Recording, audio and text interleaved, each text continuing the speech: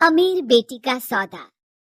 अमीर बाप की बेटी शिल्पी को मुकेश पसंद होता है, लेकिन दोनों के बीच हैसियत की दीवार खड़ी होती है। और फिर कहीं नौकरी कर लो ना, क्या हमेशा ये लोहे की सलाखों के पीछे भागते रहते हो? कितनी मेहनत करते हो। शिल्पी, नौकरी से कुछ नहीं होगा।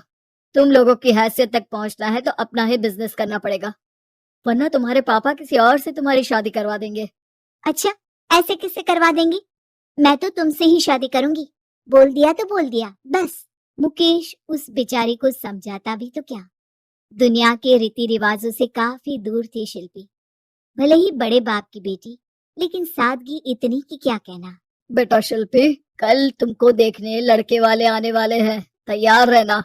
मैंने तुम्हारी माँ को समझा दिया है, घर के सारे नौकर चाकर को वो समझा देगी कि स्वागत कैसे करना है। कैसी बात कर रहे हैं पापा? मैं तो मुकेश से प्यार करती हूँ, उसी से शादी करूंगी। मैंने आपको बताया था ना। मुकेश किसका बेटा है?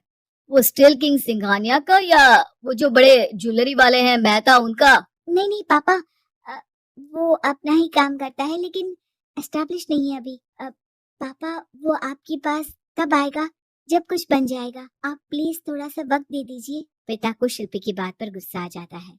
वो उससे कुछ नहीं कहते और शिल्पी की माँ के पास जाते हैं। ये संस्कार देकर बड़ा किया तुमने शिल्पी को, और कैसे मैं किसी भिखारी के साथ उसकी शादी कर दूं? कौन है ये मुकेश?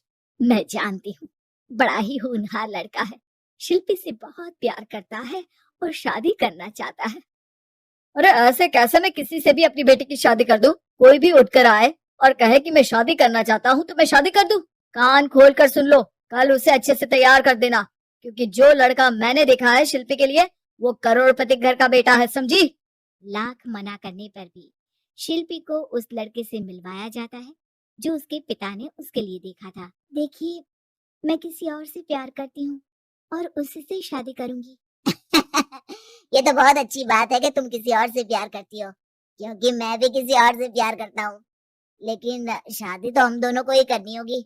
जानती हो ना, ये बिजनेस और ये सारा कुछ।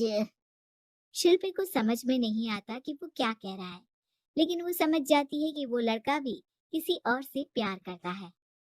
पिताजी, वो भी कह रहा था कि वो किसी और से प्यार करता है। हाँ तो करने दो ना, हमने तो नहीं रोका। तुम अपना देखो, शादी के लिए हाँ कर गया है वो। लेकिन क्यों?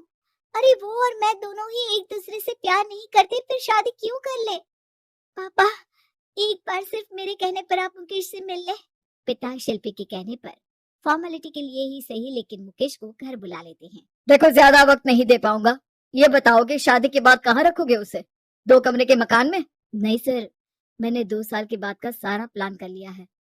मैंने आयरन इंडस्ट्री खड़ी करने के लिए पूरा ब्लूप्रिंट तैयार किया है। मेरी खुद की जगह है दादाजी की, बस थोड़ा फंड का अरेंजमेंट हो जाता तो काम शुरू कर देता। अच्छा, मतलब तुम यहाँ फंड रेज करने आए हो? मुकेश समझ जाता है कि उसके पिता शिल्पी की शादी उससे कराने के मूड में नहीं है। फंड आप कभी दे भी नहीं पाएंगे मुझे तो सिर्फ शिल्पी चाहिए। मैं उसके बिना नहीं रह सकता सर, मैं उसे बहुत खुश रखूंगा। वो तो हर पति का धर्म होता है। वो तो मैं किसी से भी उसकी शादी करा दूं, वो उसे खुशी रखेगा। लेकिन देखो, मैं ज्यादा बात को घुमाना नहीं चाहता। वो बड़े घर की लड़की है, उसे काम काज की आदत नहीं। अभी वो समझ नहीं रही, लेकिन तुम तो समझो। मैं किसी भी हालत में शिल्पी की शादी तुमसे नहीं करवा सकता। मुकेश पिता से लाख मन्नतें करता है, लेकिन वो नहीं मानते। शिल्पी की शादी उस अमीर लड़के से हो जाती है। शादी के बाद क्या हम लोग मेरी माँ के घर चले? मुझे उन लोगों की बहुत याद आ रही है। हाँ हाँ, जाओ जाओ। वैसे भी आज मैं अपनी गर्लफ्रेंड के साथ मसूरी जा रहा हूँ, तुम जा सकती हो। कैसी बात कर रहे हैं? अब हम लोगों की शादी हो गई है, आप कैसे किसी और लड़की के साथ जा सकते हैं? अरे मैंने तो तुम्हें शादी के पहले ही बता दिया था कि मेरी कुछ गर्लफ्रेंड्स है। अब प्लीज ये टिपिकल बीवी वाला रोना धोना शुरू मत कर देना। शिल्पी पिता के घर जाती है और माता पिता को सारी बात बता देती है। इतना गंदा इंसान निकलेगा, मैंने तो सोचा ही नहीं था। अरे क्यों कराई मेरी फूल जैसी बेटी की शादी ऐसे घर में? और तो क्या हो गया, शुरू शुरू में हर घर में ऐसा होता है, धीरे धीरे ठीक हो जाएगा। और वैसे भी उन लोगों के साथ हम लोगों की एक बड़ी डील फाइनल हुई है, समझी? उन लोगों से रिश्ता बनाकर रखो, तभी पैसों की बारिश होगी। पापा, अब समझ में आया कि आपने मेरे साथ ऐसा क्यों किया। मुकेश आपके सामने गिड़गिड़ा कर गया कि वो मुझे बहुत खुश रखेगा, लेकिन आपने मेरी शादी एक ऐसे लड़के से करा दी जो किसी और लड़की से प्यार करता है और शादी सिर्फ समझौते के लिए कर रहा है। पापा, मैं जा रही हूँ, लेकिन इस घर में कभी पैर भी नहीं रखूंगी। आपने मुझे सामान की तरह इस्तेमाल किया। माँ शिल्पी को बहुत रोकती है, लेकिन वो एक नहीं सुनती। कुछ समय बाद, शिल्पी, मुझे नहीं लग रहा कि अब हम दोनों के बीच ये शादी और रह पाएगी। मैं किसी और से शादी करना चाहता हूँ। वैसे तुम परेशान मत हो ना, तुम्हारे पापा के साथ हम लोगों की डील जो चल रही है ना, वो नहीं रुकेगी, क्योंकि तुम बहुत अच्छी लड़की हो। ठीक है, मैं जा रही हूँ, तलाक के पेपर में साइन करके। लेकिन एक शर्त है, मैं कहाँ गई ये बात मेरे पिता तक नहीं पहुँचनी चाहिए। शिल्पी घर छोड़कर चली जाती है। वो एक नौकरी करती है और अपना जीवन खुद संभालती है।